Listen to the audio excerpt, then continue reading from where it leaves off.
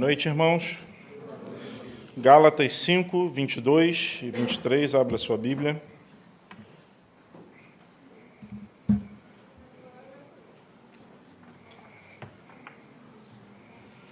Daremos continuidade hoje à série de pregações sobre o fruto do Espírito. Gálatas capítulo 5, versos 22 e 23. Diz assim a palavra do Senhor: Mas o fruto do Espírito é amor, alegria, paz, longanimidade, benignidade, bondade, fidelidade, mansidão, domínio próprio. Contra estas coisas não há lei. 30 de setembro de 1938. Certamente ninguém aqui estava vivo nesse dia. Mas vocês sabem o que aconteceu?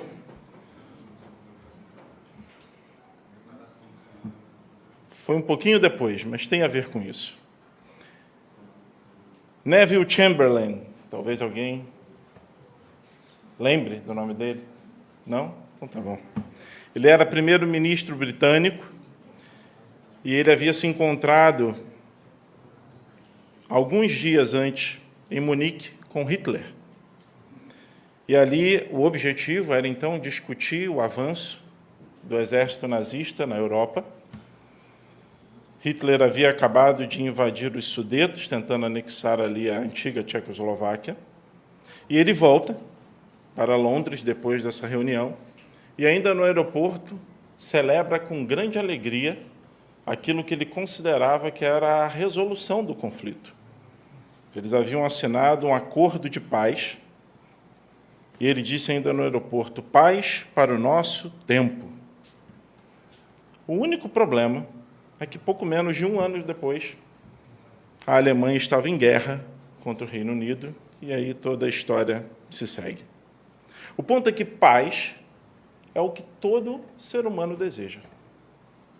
Se você encontrar com alguém do seu trabalho, no seu prédio, no elevador hoje, ninguém vai estar satisfeito andando assoberbado, pressionado, confuso. E o ser humano procura esse estado de paz em 3 grandes dimensões, pelo menos. Paz com Deus, paz nos seus relacionamentos e paz consigo mesmo. Mas o ponto é que, como muitas das palavras no nosso dia, elas são um pouco esvaziadas de sentido.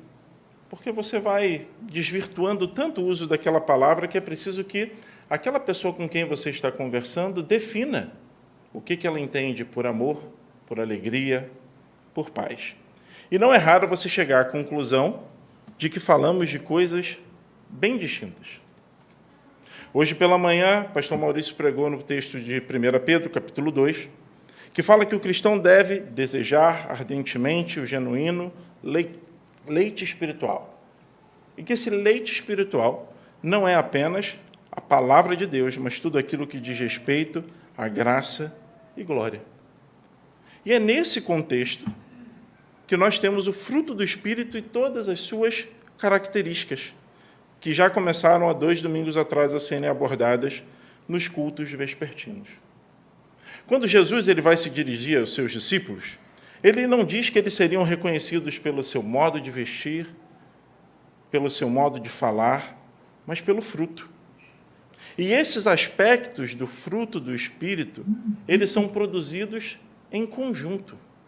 Diferente, por exemplo, dos dons, que são distribuídos por Deus de forma graciosa, em que há diversidade. Então, nem todos, por exemplo, serão mestres, mas é esperado que todo crente viva de acordo com o fruto do Espírito e manifeste amor, alegria, paz, longanimidade e toda a série de Gálatas 5. E embora as inúmeras tentativas tenham sido realizadas ao longo da história, eu vou citar algumas delas aqui, tal paz, essa paz de Gálatas 5, 22, ela não é fruto do esforço humano. Ela não é algo que você pega e coloca como um adorno em alguém, como se você estivesse montando uma árvore de Natal. e você pendura um presentinho, uma pinha e uma bolinha. Não é assim que você faz com a paz.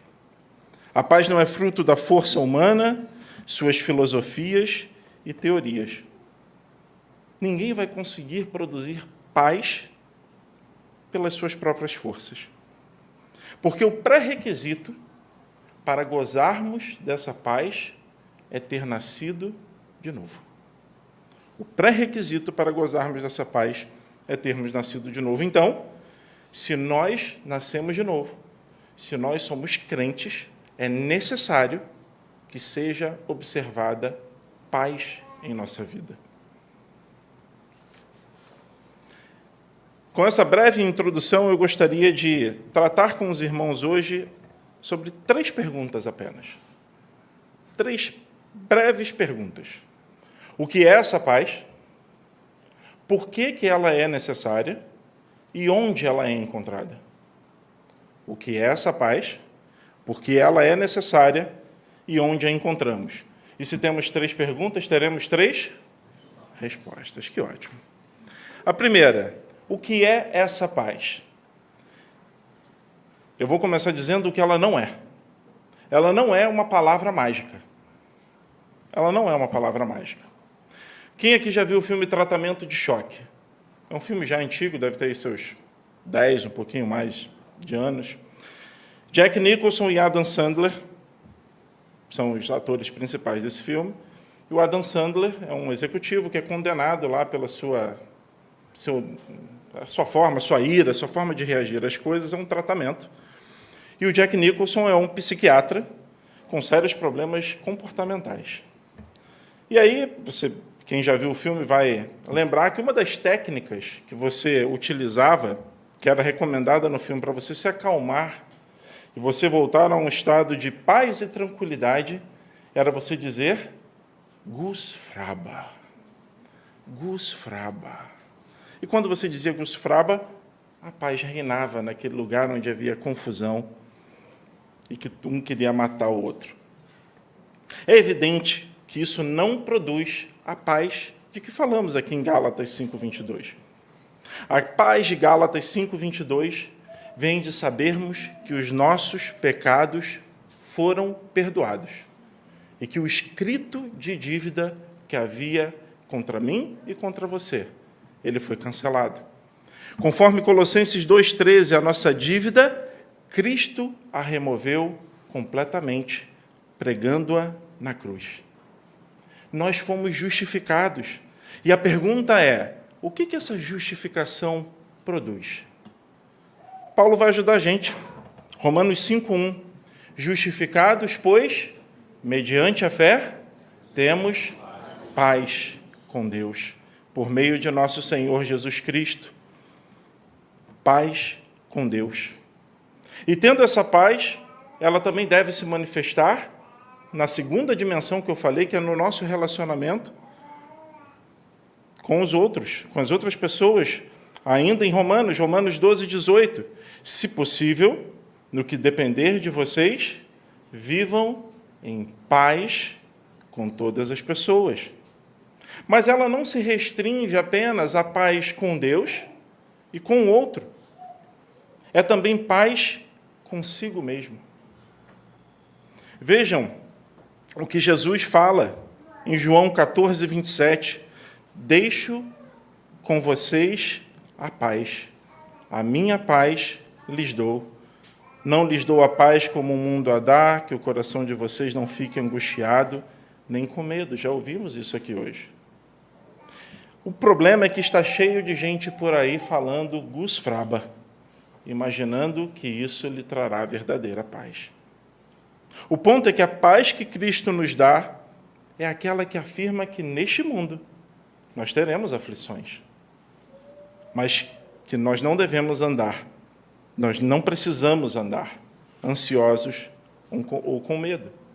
Essa paz ela não é simplesmente a ausência dessas coisas, medos, dívidas, dúvidas, doenças, incertezas, conflitos.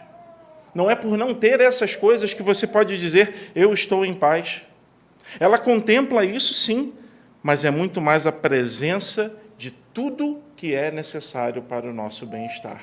E isso tem a ver com ser nascido de novo. Na bênção sacerdotal, Deus instruiu Moisés a abençoar o povo da seguinte maneira, e vocês devem se lembrar desse texto. Números 6, 24 e 26 diz o seguinte: o Senhor os abençoe e os guarde. O Senhor faça resplandecer o seu rosto sobre vocês e tenha misericórdia de vocês. O Senhor sobre vocês levante o seu rosto e lhes dê a paz. E lhes dê a paz. Existe uma progressão nesse texto, meu irmão. Você não pode olhar para o final apenas e invocar essa paz sobre você. O ponto é que a realidade desta paz não pode ser descoberta sem que o Senhor resplandeça o seu rosto sobre nós, sem que Ele tenha misericórdia de nós, sem que Ele levante o seu rosto sobre nós. A parte da graça e bondade de Deus, distante da graça e bondade de Deus, não é possível encontrarmos a verdadeira paz. Essa paz é consequência real, experimentada por todo aquele que nasceu de novo. Paz com Deus, paz com os outros, paz consigo mesmo. Então, essa é a primeira pergunta: o que é essa paz? A segunda pergunta é: por que ela é necessária? Se é que ela é necessária, eu estou partindo do princípio que sim, mas por que ela é necessária? Se você perguntar para qualquer pessoa, como eu disse no início, todas, ou quase todas, vão dizer para a gente que paz é algo necessário. Nós vivemos hoje num mundo que a gente está numa guerra que já se propaga há algum tempo entre Rússia e Ucrânia, por exemplo. Mas esses conflitos não são apenas esses distantes para nós que estamos no Brasil.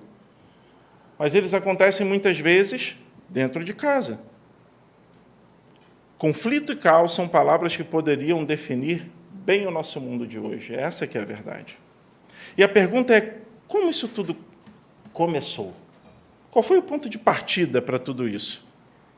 E a gente sabe bem a resposta. Porque desde a queda, tal situação é observada, conflito e caos. E o que a gente tem lá no início, lá em Gênesis 4? O registro do primeiro homicídio. Um irmão matando o outro. Quando o pecado entra no mundo, o conflito começa. É irmão contra irmão, são filhos contra os pais, esposos e esposas estão em guerra. Quando a gente olha para a Europa, e a gente pega um recorte que não é pequeno, de aproximadamente 700 anos, desde a Guerra dos 100 Anos, que, como o nome diz, durou aproximadamente 100 anos. Lá em 1337, de lá para cá, a Europa é palco de infindáveis conflitos. O que eles procuram? Eles procuram a paz. Eles desejam a paz. Eu não sei se vocês sabiam, mas me surpreendeu esse número, que desde o século XVI, aproximadamente 8.000 tratados de paz foram assinados entre países pelo mundo. 8.000 tratados de paz. Em média, esses tratados duraram 2 anos. Tivemos aí 2 anos de sucesso. E nenhum deles foi assinado com a intenção de que houvesse uma guerra na sequência. Mas alguém quebrou aquele acordo que foi firmado. E novos acordos foram feitos. E eu acho que a gente pode chegar à conclusão, 8.000 tratados de paz depois, que paz ela não produziu. Há consenso em afirmarmos que nas mais variadas dimensões que nós estamos inseridos no mundo de hoje, nós precisamos de paz. Então, ela é necessária. Se você conversar com alguém hoje, são grandes as chances de você ouvir essa pessoa dizer como é que está, se você fizer aquelas perguntas, como é que está o seu dia, como é que vão as coisas e tudo mais. E se você aprofunda um pouquinho mais, é grande a chance de você ouvir ela dizer que ela está estressada. Estou estressada, são as coisas do trabalho, são meus filhos, é não ter filhos, qualquer questão dessa. As crianças estão estressadas, os maridos e as esposas estão estressados, os cachorros estão estressados, todo mundo está estressado. E é um fato. A gente não deve negar que há pessoas que sofrem questões psicológicas e que precisam de cuidado. Mas essa, como muitas outras questões na sociedade de hoje, elas foram banalizadas. E o ponto é que a gente começa a usar a palavra sem conhecer o seu verdadeiro sentido. Porque se a gente fosse se ater a usar a expressão estressado do ponto de vista médico, muitos desses casos não poderiam ser definidos como estresse. E ouçam com atenção o que eu vou ler para vocês, porque em um desses congressos para discutir a questão do estresse, o anúncio era o seguinte, eu leio aspas, eu não estou inventando e nem colocando nem retirando nenhuma palavra, dizia o seguinte: especialistas renomados, sempre assim, né? Dizem os especialistas, sobre os aspectos da vida, do universo, apresentarão as teorias mais avançadas sobre quem nós realmente somos e que parte do grande quebra-cabeças do universo nós nos encaixamos. Profundo, não é? É difícil até de compreender o que talvez eles quisessem dizer aqui. Sinclair Ferguson afirma que nós vivemos sob a força de uma cultura terapêutica, em que as mais diversificadas receitas, passos, são oferecidos aos mais diferentes tipos de pessoas, para que elas possam lidar com aquilo que lhes aflige. E as pessoas estão aflitas, as pessoas estão ansiosas, e as pessoas estão dispostas a seguir essas receitas e a seguir esses passos. Mas a grande questão é que nós não atacamos de frente a fonte do problema. O nosso maior problema é o pecado. E nada que for colocado como alternativa tratará o problema que apenas Cristo pode tratar. Somente Ele é a alternativa de paz duradoura e firmemente assentada no coração do homem. E a gente não pode esquecer que 3 questões se colocam diante de nós para aqueles que não nasceram de novo. A primeira, nós estamos em conflito com Deus, com os outros e dentro de nós. A segunda, nós somos, por natureza, alienados de Deus. E a terceira, nós somos escravos de nossos desejos pecaminosos. Essa realidade não muda enquanto nós não nascermos de novo. Ouçam o que Isaías 57, versos 20 e 21, vai falar, e é uma representação bastante gráfica disso que eu acabei de ler para vocês, sobre a condição daqueles que não nasceram de novo. Isaías fala assim: mas os ímpios são como o mar agitado, que não se pode aquietar, cujas águas lançam de si lama e lodo. Para os ímpios, diz o meu Deus, não há paz. Vocês já viram como fica a praia depois da ressaca? Quando o mar bate muito, quando você vai ver como está a areia, tem toda sorte de sujeira ali fora. É isso que Isaías está falando aqui. Mas os ímpios são como o mar agitado, que não se pode aquietar, cujas águas lançam de si lama e lodo. Para os ímpios, diz o meu Deus, não há paz.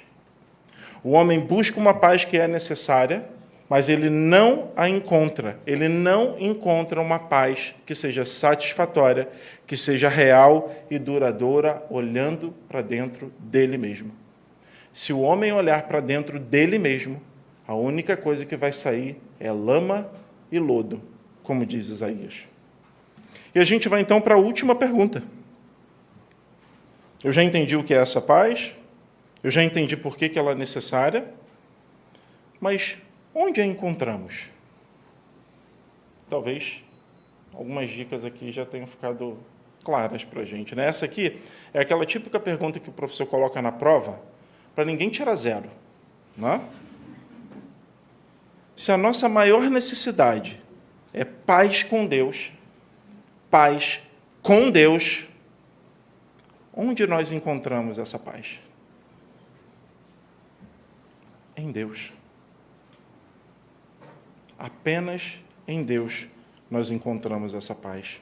Ela não pode ser encontrada em um programa de coach, ela não pode ser encontrada em uma filosofia, ela não pode ser encontrada em 10 passos para isso ou aquilo, mas ela é encontrada em uma pessoa.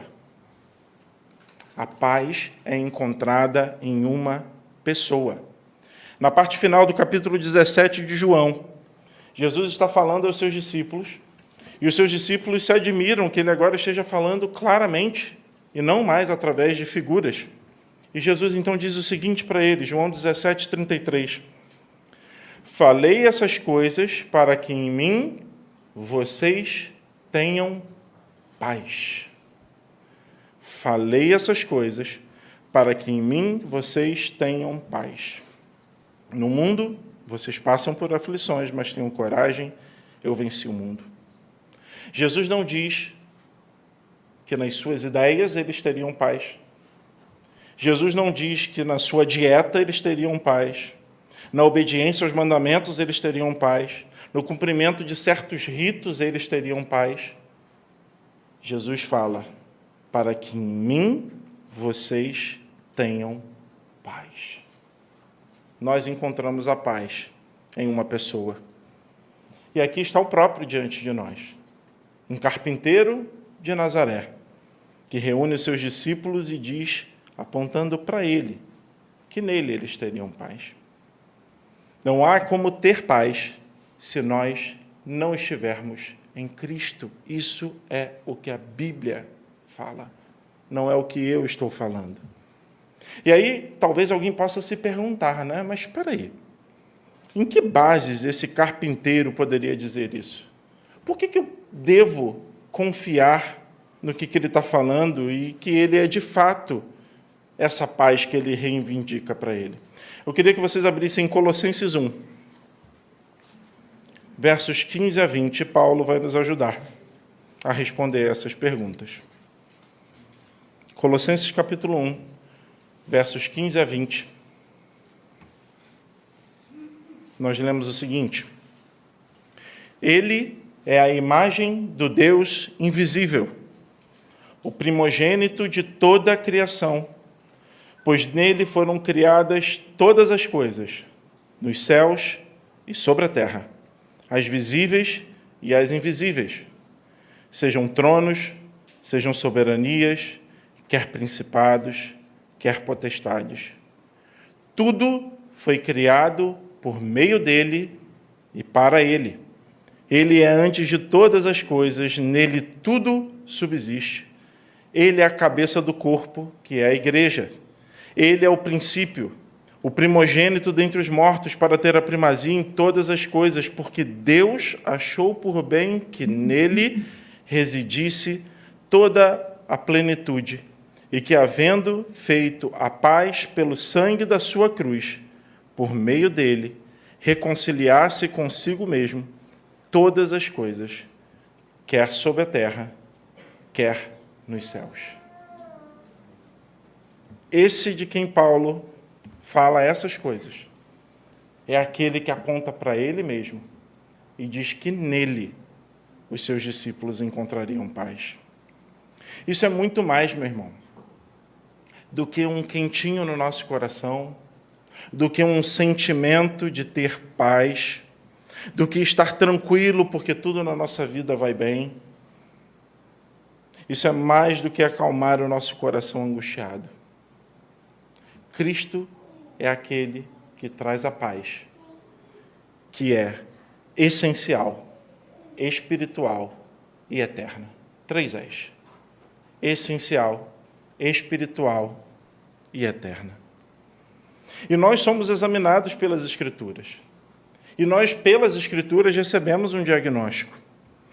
E o fato é que, se a gente for honesto, se nós formos honestos conosco, nós vamos olhar para as Escrituras e ver que, sem Cristo, nós estamos na posição de inimigos de Deus. E como inimigos de Deus, é impossível que a gente possa gozar de uma paz duradoura. Mas muitas vezes, quando a gente vai conversar com alguém e falamos sobre isso, e apontamos nas Escrituras, nós ouvimos dizer, Deus falar conosco, você está vendo isso, você está vendo isso, você está vendo isso. E a reação de algumas pessoas é, mas eu posso dar um jeito nisso, isso aqui eu posso contornar de alguma forma, eu estou sendo mal interpretado, ou eu estou sendo muito rigoroso comigo mesmo. Tem uma música dos Beatles que fala sobre isso, né? Quem gosta dos Beatles vai lembrar dessa parte da pregação. E tá bom, porque é importante que eu vou falar. O título da música é We Can Work It Out. Ou seja, eu posso trabalhar isso. Se eu me esforçar, eu vou chegar lá. Se eu fizer por onde, eu vou receber aquilo que eu estou esperando. Só que a resposta a essa música é outra música dos Beatles. E essa outra música dos Beatles, ela fala help, ajuda. E os versos iniciais da música, e eu vou ler em português, diz o seguinte, ajuda, eu preciso de alguém, ajuda, e não é de qualquer um. Essa ajuda só pode vir do Senhor. Essa ajuda não pode vir de mais ninguém. Lucas 19:10, porque o Filho do Homem veio buscar e salvar o perdido. E se nós temos essa paz, é porque uma grande e preciosa troca foi feita. Uma grande e preciosa troca. E que troca foi essa? A troca é simples. Ele leva sobre ele o castigo, a afronta, a cruz. Nós recebemos paz. Sobre ele estavam todas essas coisas, para que pelas suas pisaduras nós fôssemos sarados. Essa é uma grande troca, e o Evangelho é esse convite para a gente aceitar essa dádiva, esse presente. Mas muitas pessoas entendem e ouvem esse convite como uma convocação para você se esforçar mais. E o ponto é que o Evangelho não é sobre nada que nós fazemos, mas é tudo sobre o que Deus fez por nós em Cristo. Jesus veio substituir o conflito, a alienação e a escravidão, que falei nessa pregação, por reconciliação. O conflito, a alienação e a escravidão, por reconciliação. Eu trabalho na área comercial da minha empresa. Se eu estivesse diante de um acordo, esse acordo era um acordo excelente. Porque a gente abre mão de tudo que é ruim e só recebe o presente do nosso Senhor. 2 Coríntios 5,18, ora, tudo isso provém de Deus, que nos reconciliou consigo mesmo por meio de Cristo. Nós vivemos, irmãos, em tempos de desejos não saciados, de perguntas que não têm uma resposta definitiva, onde não é só autorizado, mas incentivado que cada um tenha a sua verdade, que cada um viva de acordo com aquilo que vai no seu coração, que tudo pode ser resolvido se tentarmos o bastante, que dizem que a paz está dentro de cada um de nós. Mas a verdade é que essa paz só pode ser encontrada no Príncipe da Paz. Ele é a resposta às perguntas sobre a vida, sobre o destino e sobre a eternidade. Eu queria terminar com 3 breves aplicações. A primeira é que a paz é uma pessoa. Creia, meu irmão. Cristo é a nossa paz. A segunda aplicação, você foi chamada para manifestar todas as características do fruto do Espírito. Se você se lembrar do Sermão do Monte, Jesus fala, seja um pacificador. Bem-aventurados os pacificadores, porque serão chamados filhos de Deus. Como a gente tem ouvido já aqui há alguns domingos, meu irmão, seja o que você já é. Você é um pacificador. Terceiro, a paz não é uma característica ou tendência natural, mas é resultado daquilo que Cristo conquistou para você. Vamos orar. Pai, esta é a Tua palavra e oramos para que hoje sejamos confrontados com a realidade de que a verdadeira paz somente é encontrada em Cristo, Senhor. Para aqueles que ouviram esta verdade pela primeira vez, que agrade ao Senhor salvá-los. Essa é a oração que fazemos em nome de Jesus. Amém.